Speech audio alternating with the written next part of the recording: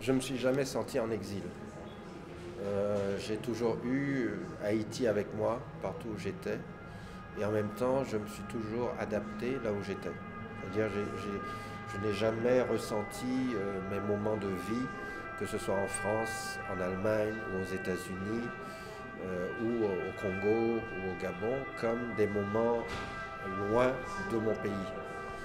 J'avais mon pays et en même temps, je m'intéressais à ce qui se passait dans ces pays, à leur lutte, aux problèmes qui existaient, aux contradictions. Ça m'a toujours aidé à me sentir chez moi, partout où j'étais. Et le fait de pouvoir juger des choses à partir des États-Unis ou de juger l'Europe, de regarder l'Europe à partir des États-Unis et vice-versa, ça me permet de relativiser les choses et de comprendre mieux ce qui est en train de se passer.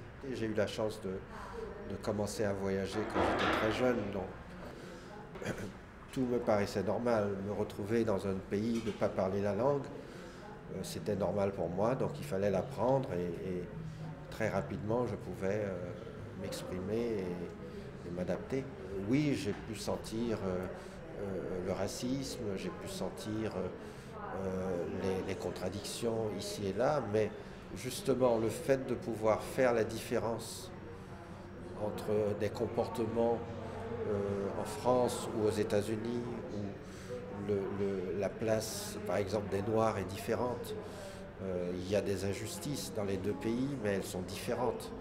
Donc ça me permet d'avoir, je dirais, une attitude qui me permet de fonctionner sans me sentir dénigré, ou le racisme qui est en grande partie une réaction d'ignorance et d'ignorance de l'autre me paraît d'autant plus ridicule que on est toujours le racisme de quelqu'un. Le racisme vis-à-vis de l'autre, c'est pas simplement non plus une histoire de peau, c'est une histoire de classe, c'est surtout une histoire de classe.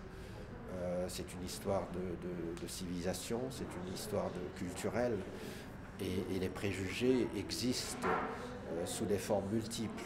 Le racisme, c'est le raciste. Il y a des différences peut-être de nuances ou des différences culturelles, mais au fond, c'est toujours la même chose, c'est le refus de l'autre. Et c'est un refus qui peut être plus ou moins violent, dépendant des pays, mais on a vu en Italie comment ça pouvait être aussi violent que dans n'importe quel petit village au fin fond de l'Afrique. Très souvent, la politique l'utilise aussi. La politique utilise la peur de l'autre pour ses intérêts. Ça a toujours été l'utilisation des préjugés, des clichés, des rejets de l'autre qui existaient ou qui peuvent exister de manière embryonnaire dans une société, et que quelqu'un, un groupe ou une idéologie commence à exploiter. Je pense que la question même de l'identité, c'est à partir du moment qu'on est obligé de la poser, c'est qu'il y a un problème. Je pense que mon identité, c'est ce qui restera quand je ne serai plus là. Mais on ne peut pas forcément la définir au départ de manière figée et dire c'est ça que je suis. Je suis comme ça maintenant, mais je change. Donc il y a eu un très grand exode d'Haïtiens vers la France, vers le Canada, vers les États-Unis, ou dans les autres îles des Caraïbes pour chercher la vie. Donc ça a vraiment aussi dépeuplé le pays.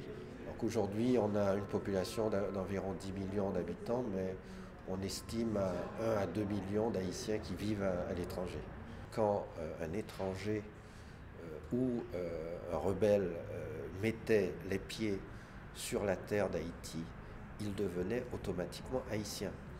Et c'est quelque chose qu'on a mis dans la constitution haïtienne de l'époque.